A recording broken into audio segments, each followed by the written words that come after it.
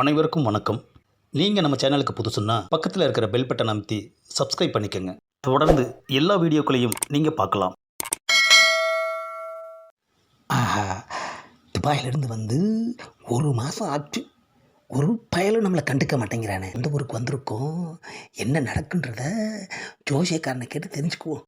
A few moments later. உங்கள் கைராசியை பார்த்தா துபாயிலிருந்து வந்ததுமே உங்களுக்கு சொந்த ஊரில் பல்காக ஒரு அமௌண்ட் கிடைக்க போகுது. 1 hour later. என்ன அது, ஒரே கூட்டமாக இருக்குது. ஓ, பஞ்சாயத்து போல இருக்கு. பஞ்சாயத்தை பார்த்து பல வருஷம் ஆச்சு. போய் என்னன்னு பார்ப்போம். ஆ, என்ன அது, பஞ்சாயத்தில் இவன் நிற்கிறான். இவனே பல பேருக்கு தீர்ப்பு சொல்வான் ஐயா. இப்போ இவனுக்கு யார் தீர்ப்பு சொல்கிறது? எப்போ என்ன பிரச்சனை? சொத்து பிரிக்கிற பிரச்சனை. ஆஹா, அவனே சொல்லிட்டான். ஏப்பா, சொத்து பிரிக்கிறதுல என்னப்பா பிரச்சனை? அம்மா, ஏப்பா ஏன்பா கேட்டதுக்கு அறையிற? ஒவ்வொருத்தருக்கும் தனித்தனியாக சொல்ல முடியாது, புரியுதா? போனால் போகுது, அண்ணன் ஆசைப்பட்டு கேட்குறாரு, நானே சொல்கிறேன். A few moments later. ஏப்பா, இதுதான் பிரச்சனையா? இருக்கிறத ஆளுக்கு சமமாக பிரிச்சுக்கிட்டு போக வேண்டியதானே? என்னோட ஒரு தம்பி ஒத்து வர மாட்டேங்கிறானே. இல்லையுமா குண்டக்க மண்டக்க பண்ணணும். கிடைக்கிறத வாங்கிட்டு சந்தோஷமாக இருக்க பாப்பியா, அதை விட்டுட்டு அடம் பிடிக்கிறியே. ஆமாம், சொத்து எவ்வளோ தேரும்? மொத்தம் 30 லட்சம் ரூபாய். ஆஹா, பல்க் அமௌண்ட் தான் ஐயா. ஆமாம், நீங்கள் எத்தனை பேர் இருக்கீங்க? 3 பேர். அப்புறம் என்னையா பிரச்சனை? ஆளுக்கு 10 லட்சமாக எடுத்துகிட்டு போக வேண்டியதானே? அங்கே தானே சிக்கலே.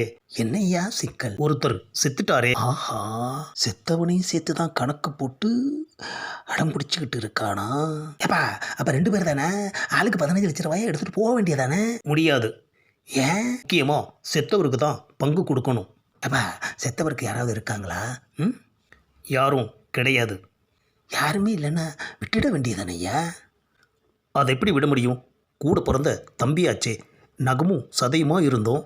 அப்பேற்பட்ட அவருக்கு எப்படி பங்கு கொடுக்காமல் இருக்க முடியும்? அது மட்டும் இல்லை, யாராவது என்னோட தம்பியாக மாறி அந்த சொத்தை வாங்கிக்கேன்னு சொன்னாலும் யாருமே ஒத்துக்க மாட்டேங்கிறாங்க.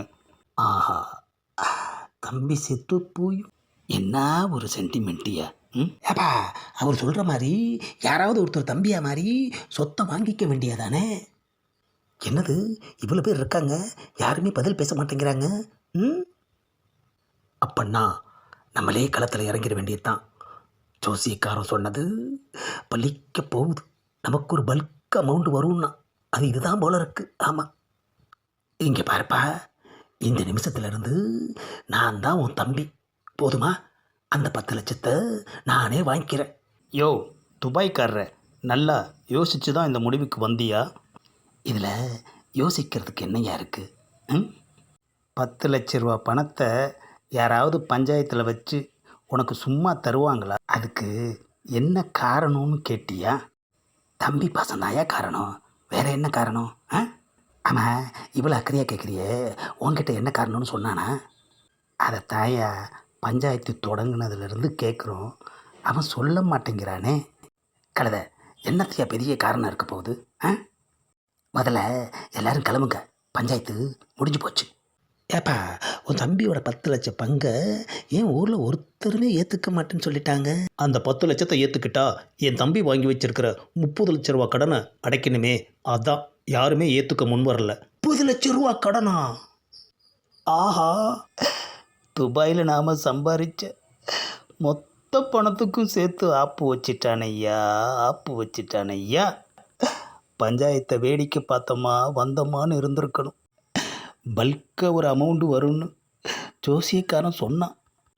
இப்போ துபாயில் சம்பாதிச்சதெல்லாம் இப்போ பல்காக போக போகுது ஐயா. ஆமாம், 30 லட்ச ரூபா எப்போ கொடுக்க போகிற? அப்பா, செத்து போன தம்பியோட பங்கு கழிச்சா 20 லட்சம் ரூபா தானேப்பா. செத்து போனவனுக்கு எதுக்கு பங்கு கொடுக்கணும்? இந்த பதிவை லைக் பண்ணுங்கள், ஷேர் பண்ணுங்கள், மறக்காமல் சப்ஸ்கிரைப்பும் பண்ணுங்கள்.